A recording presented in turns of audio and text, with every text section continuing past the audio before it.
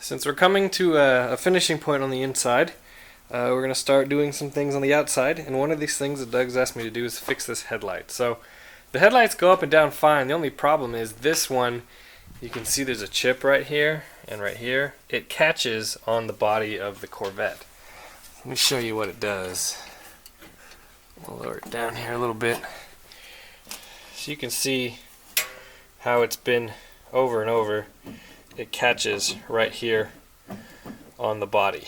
So the number one reason why that is doing that is because it has become unbonded under here. There's a metal support that runs from pretty much from here all the way across, and has become unbonded from this. You can kind of see it right here. You can see how I can push that down just like this. So the fix for this is going to be removing this headlight and then rebonding that piece across both sides. That way, when the headlight is reinstalled, it will no longer do it. I mean, I can push this down with my hand and lift the headlight and it clears. So that's the issue. So the easiest way to get this headlight out is you have to take this bottom grill out, you have to take the headlight bezel out, you have to take both headlight bulbs out, then the actuator behind it out, and then the whole assembly will come out of the hole. It's a little bit of a work, but it's not too bad of a job. Alright, making some good progress. We have the actuator out, the headlights out, and basically all that's left is to take the support out. I did find something interesting though. If you look right here, let me take you underneath the car. See that? That's a broken support. So instead of fixing it correctly and replacing the support, what they did was they just put a bolt through the side of the support into the front of the nose. I don't know if Doug wants to fix that correctly or not. I mean, I guess it technically works. It's just not what it's supposed to be. It's supposed to run right here and mount right there. So it definitely confirms shoddy repair work. We kind of figured out that this fender had been replaced just based on the door gap, based on how it's not really bonded here, and then also now the headlight is broken, so it was hit at one point on this corner. So we'll talk to Doug, see what he wants to do, but I'm pretty sure we're just going to take it out the way it is. With the headlight unbolted from the header panel, you can see a couple different things. So first, here's the broken arm, and then second, what they did, you can see that they just bolted a piece of metal to where the arm's supposed to go, and then just bolted that to there, which is not my kind of fix. I guess if you're a cheap body shop. But with that being said, I dip this down, you can see the issue. See that? There's no way the headlight's ever going to open correctly when the fiberglass is bowed up that much. So we'll glue that back down. It's to be determined if Doug wants to replace this headlight surround, but I want to show you guys something that's kind of amazing. I don't know who did the body work on this car, but check this out. I found this in between the support and the fiberglass. This I don't recognize as being anything Corvette. I don't know if it's, I mean, I don't know any fiberglass panels that look like this on the Corvette. So yep, that's why this is not, these headlights are not working, but they should bond together fairly easy. I just need to fill that up with adhesive and then clamp it together. But over on this side feels okay. Again, this one, it's mostly on the front edge, not on this back edge. I mean, the back edge is a little bit, but you can see, I don't know if you can see this, but when I push my hand down, it goes down a significant amount. Well, the headlight project has ballooned quite a bit. So it was originally just drop the headlight down, rebond this, put it all back together, but we found a broken headlight frame here, but also you can see there's a broken headlight frame right there. Another thing is I was fishing around and removing the grill, I noticed that there was something missing. Let's see if you can see it. So right here, I shouldn't be able to put my hand right here. The reason being is there's an impact honeycomb that goes from one end all the way to the other, and it's non-existent. Like, it's not there at all. So I'm gonna ask Doug what he wants to do about that, but whoever put this front of this car back together did not do a good job, because guess what?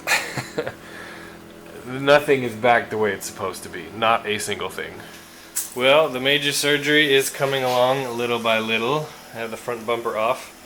Wasn't very happy with the body men that worked on this bumper. As you can see, they fiberglassed the bumper to the fender. So I did my best getting the bumper off. It was stuck from basically here all the way to here. And you can tell they didn't really repair the fender. They just kind of put a glob and we're done. So not very happy about that, but you know, what can you do? It is what it is. You look on this other side, you can see that looks a little bit different. But the main thing that I'm surprised about is they didn't put the impact bar in the back.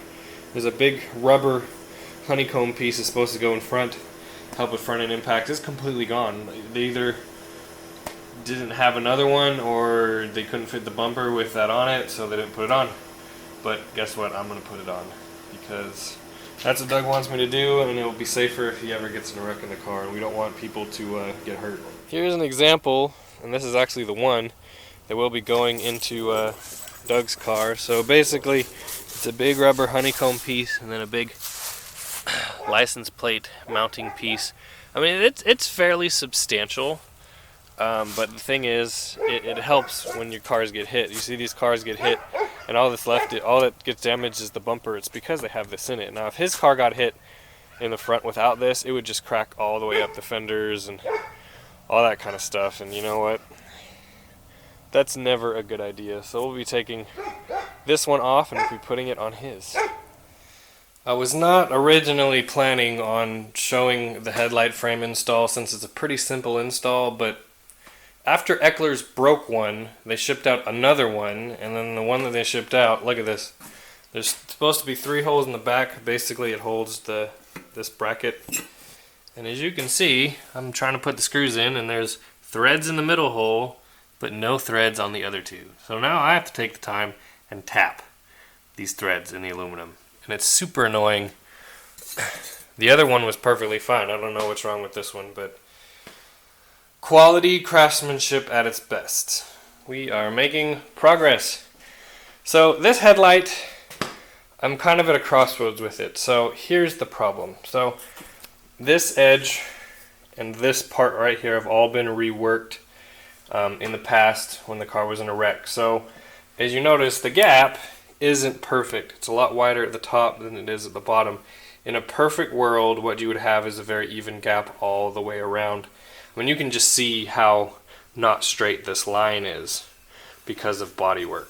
So when I got the gaps really good looking, what was happening is the back of the headlight door was hitting this edge right here and it would not open. You can see, I mean, this edge is way, if I took the headlight and showed you this edge, it's way thicker than it needs to be. So I have to decide whether I want to do perfect gaps or have the headlight open. I'm pretty sure Doug wants the headlight to open. So right now, if I can do this in one hand, I don't think I can. There we go. Right now, the headlight opens like it should, and it will close like it should. So it's pretty much do the best you can with the front clip that you have. They were never perfect anyway, so one headlight in, and then we'll work on that one. We are making progress on Doug's car. We have all the headlights in, the actuators, all that kind of stuff in, ready to go. I have the front crash bar in, which actually fit pretty well. This was missing, and also this main piece in the front was missing when I took the bumper off, and I figured out why it's missing. So the front bumper cover that goes on this car is an aftermarket fiberglass piece. So these were originally urethane, and when I take this bumper and put it on here, there's probably a gap the width of my finger or bigger all the way around it. So what I think happened is they had this honeycomb on there, they put the bumper on, it wasn't even close to fitting. They got rid of the honeycomb and then they just fit the bumper on just like that. So I think the bumper honeycomb is important. I also think this big part in the middle that's solid, that's important in case you ever get into a wreck. And so instead of getting a different bumper cover, I'll use this one, but I'll take my grinder and I'll shave down all the outside edges along this honeycomb so that this bumper will fit. There's a couple reasons why it's not fitting. One is they did all the bodywork and fitting without this in it, so it wasn't really going to fit anyway. But two, the original cover is urethane. It's a flexible piece, whereas this bumper cover is rigid, and there's really no give to it. I mean, in order to get it to fit nicely, I'm going to have to use my grinder right there in order to make it fit just a little bit better. You can see I've already done a little bit, and you can see it comes off pretty quickly, you know, as long as I can get these edges off the front and maybe up on the top. It'll give me that extra, you know, half an inch that I need all the way along. So it's going to be kind of tedious and it's going to be kind of annoying, but it will look just as good as when it came in, except for it will have the proper stuff underneath. Right here is the final product. So it's really hard to get these headlights to line up in a hole that's had a whole bunch of body work done, and I did the best that I could. They're not perfect, but you know what's good about it? They both will open and shut now.